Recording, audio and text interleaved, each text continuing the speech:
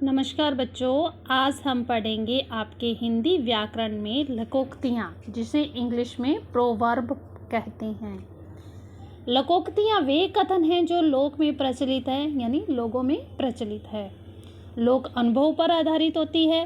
कहते हैं कि लोगों के इसमें एक्सपीरियंस होते हैं, उस एक्सपीरियंस का ही रूप लकोक्तियाँ होती है, उन कथन का रूप। लोकोक्ति और मुहावरे में केवल इतना ही अंतर है कि लोकोक्ति लोक जीवन, लोगों के जीवन के किसी न किसी अनुभव को प्रकट करती है, जबकि मुहावरा क्या होता है, मुख्य अर्थ, शाब्दिक अर्थ को छोड़कर किसी विशिष्ट अर्थ में रूढ़ हो जाता है। इसके अलावा लोकोक्ति क्या है, स्वतंत्र वाक्य की तरह प्रयुक्त होती है, जबकि मुहावरा एक वाक्यांश होता है, वो स्वतंत्र रूप से नहीं हो सकता, क्या प्रयोग नहीं हो सकता। लोकोक्तियाँ 1 से 15 तक आपको करवा रही हूँ। 1 से 15 तक अपनी नोटबुक में आप राइट करोगे, फेयर नोटबुक में, जो आपके ग्रामर की नोटबुक, हिंदी व्याकरण की नोटबुक लगी हुई है। उसके बाद लोकोक्तियों से रिलेटेड आपकी बुक एक्सरसाइज है, वो आप फिल करोगे, उसकी आंसर की भी आपको दे दी जाएगी। ठीक है, तो फर्स्ट है हमारा अंधों में काना राजा। जरूरी नहीं हम जो एक्सप्लेन है इसमें, वो एक्सप्लेन हम एज इट इज़ राइट करें, आप अपनी तरफ से भी एक्सप्लेन इसका कर सकते हो। अंधों में काना राजा का अर्थ क्या है, कहते हैं कि गुणहीन लोगों में थोड़े गुण वाला व्यक्ति भी बहुत गुणी माना जाता है। गुणहीन यानी आपको एक छोटा सा एग्जाम्पल दे देते हैं। मान लो 5 व्यक्ति हैं, 5 व्यक्तियों में 4 व्यक्ति बिल्कुल अनपढ़ हैं और एक व्यक्ति थोड़ा बहुत पढ़ा लिखा है, उसको कुछ न कुछ आता है।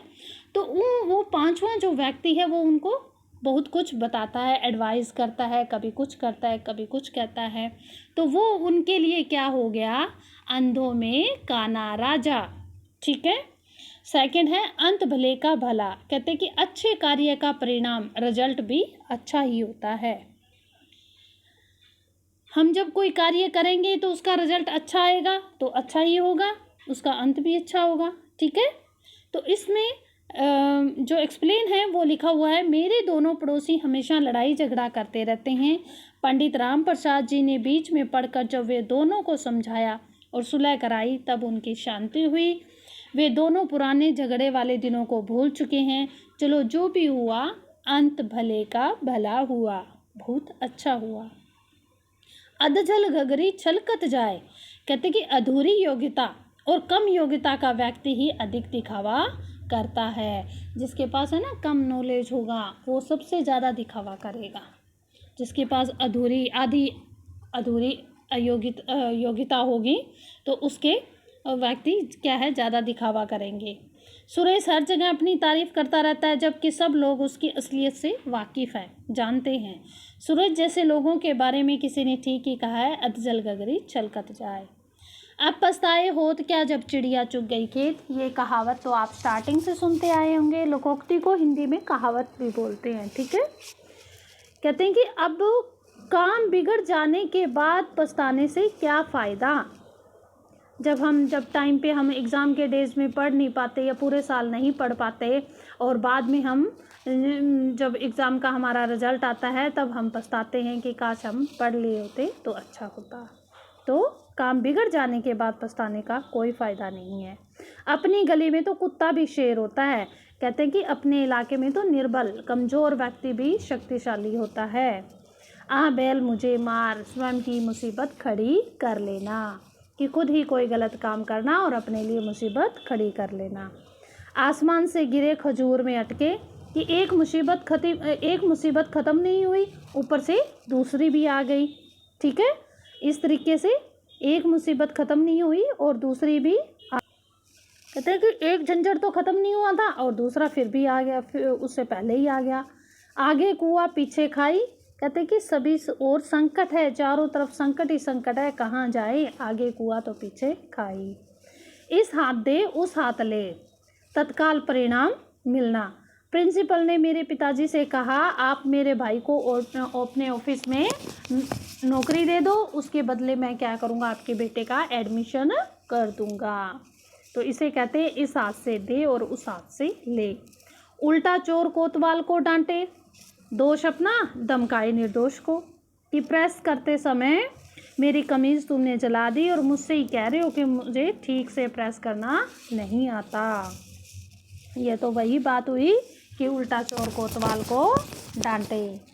एक पथ दो काज, एक काम से दुहरा लाभ, यानी दोहरा लाभ दुगना लाभ। नौकरी का इंटरव्यू देने के लिए कल यहाँ आया था, सोचा आया हूँ तो आपसे मिल लूँ। एक पंथ दो काज, एक समय पे दो काम हो जाएंगे। एक अनार 100 बीमार, वस्तु एक इच्छुक अनेक, चीज़ एक उसको पाने वाले हजार। जैसे एक नौकरी का एक आवेदन निकलता है तो नौकरी एक होती है, पोस्ट एक होती है और आवेदन हजारों की संख्या में होते हैं। एक हाथ से ताली नहीं बजती, झगड़ा एक तरफ से होता है। ऐसा नहीं हो सकता कि तुम्हारी पत्नी का सारा दोष और तुम्हारी माँ ने कुछ भी नहीं कहा हो। भैया मेरी बात मान लो तो एक हाथ से ताली कभी नहीं बजती। कंगाली में आटा गीला करना, मुसीबत में और मुसीबत आना। कहते हैं कि एक तो मुसीबत थी और उसके ऊपर एक मुसीबत और आ गई।